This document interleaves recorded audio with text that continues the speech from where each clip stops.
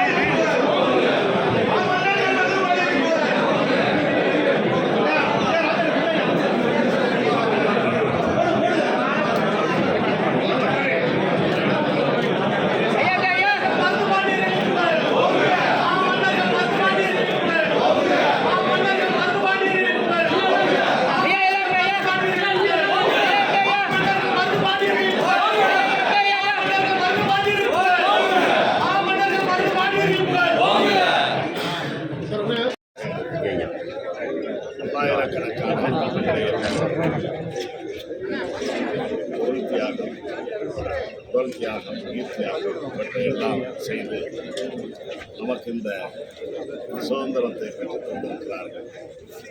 அத்தகைய சுதந்திரத்தை பெற்றுத் தந்தவர்களில் தலையாயர்களாக கருதப்படுபவர்கள்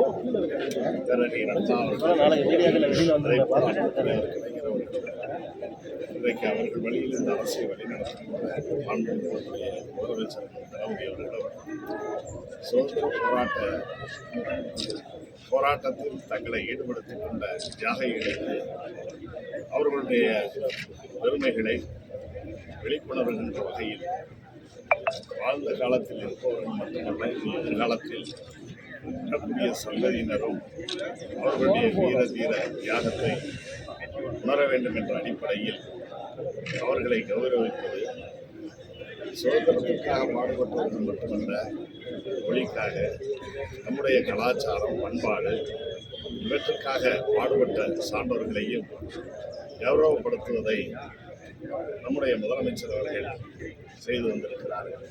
அந்த வகையிலே தான் பல்வேறு சுதந்திர போராட்ட வீரர்கள், தமிழ் அறிஞர்கள் அவரவர்கள் பிறந்த பகுதிகளில், அவரவர்கள் வாழ்ந்த ஆண்ட பகுதிகளில் நினைவு சின்னங்களை, திருவுருவ சிலைகளை நிறுவி மணிமண்டபங்களை அமைத்து ஆண்டுதோறும் அவர்களுக்கு மரியாதை செலுத்துகின்ற அரசு நிகழ்ச்சிகளாக அறிவித்ததை செயல்படுத்தி வருகிறார்.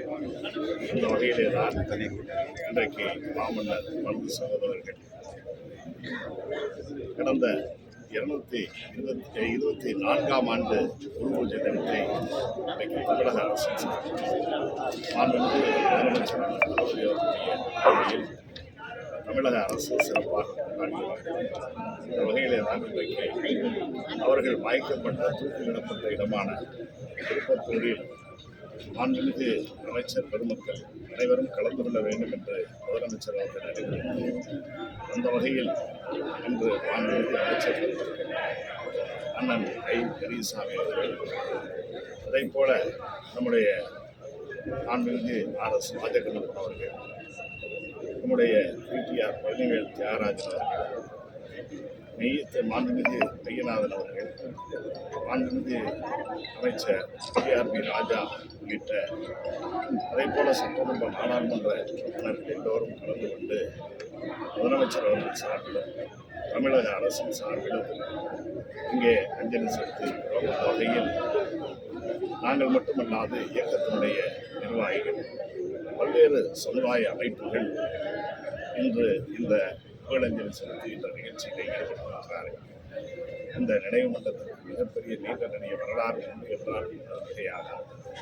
இந்த மண்டபம் இங்கே அமைவதற்கு காரணமானவர்கள் மறைந்த அண்ணன் தொகுதியின் சட்டமன்ற உறுப்பினராக 4 முறை பணியாற்றிய அண்ணன் மாதவன் அவர்கள், இதேபோல கடந்த காலத்தில் தொகுதியின் சட்டமன்ற உறுப்பினராக இருந்து அமைச்சராக இருந்த மாண்புமிகு R.S. ராஜகண்ணப்பன் போன்றவர்களும், மறைந்த அண்ணன் பசுமன் வாய்ப்பு, அதைப் போல சிறுகதை சிவநாட்டு சிறுகதை என்றெல்லாம் கலைஞர் அவர்களால் பாராட்டப்பட்ட அண்ணன் S.S. தென்னரசு இவர்களெல்லாம் மணிமண்டபம் அமைவதற்கு காரணமாக இருந்தவர்கள் என்பதை நான் நினைவுபடுத்தி, குறிப்பாக சிறப்பாக சொல்ல வேண்டும் என்றால், கலைஞர் அவர்களுக்கு அந்த முதலமைச்சராக இருந்த காலகட்டங்களில் இந்த வரலாற்றை எடுத்துச் சொல்லி இங்கு ஒரு மணிமண்டபம் அமைக்கப்பட வேண்டும் என்று வலியுறுத்தியவர் அன்றைய சட்டமன்ற உறுப்பினராக இருந்த நம்முடைய அண்ணன் சிறுகதை மன்னன் S.S. தென்னரசு அவர்கள் என்பதையும் நான் இந்த நேரத்தில்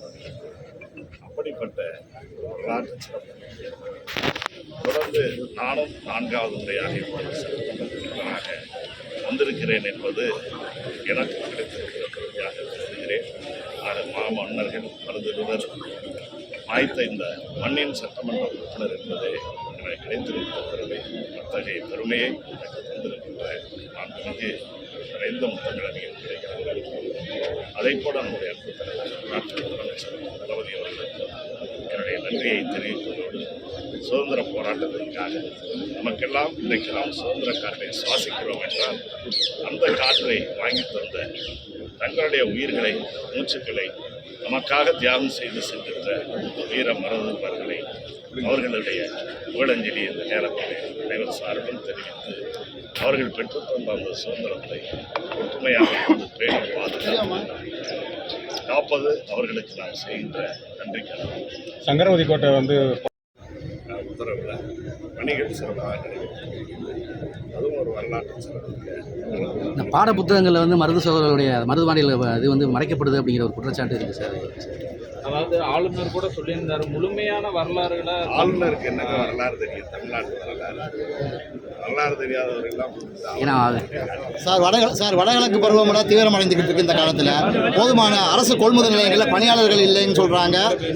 முறையான ஸ்டோரேஜ் பண்ணுறதுக்கும் வழி இல்லைன்னு சொல்கிறாங்க சார். குறைகளை எல்லாம் நிவர்த்தி செய்து முதலமைச்சர் அவர்கள் அனைத்து அமைச்சர்களுக்கு, சட்டமன்ற நாடாளுமன்ற உறுப்பினர்களுக்கு, மாவட்ட ஆட்சியர்களுக்கு அவர்கள் எல்லா வகையான வழிகாட்டுகளையும் தந்திருக்கிறார்கள் சார். ஆம்னி பேருந்துமே சார் நிவர்த்தி செய்யும்.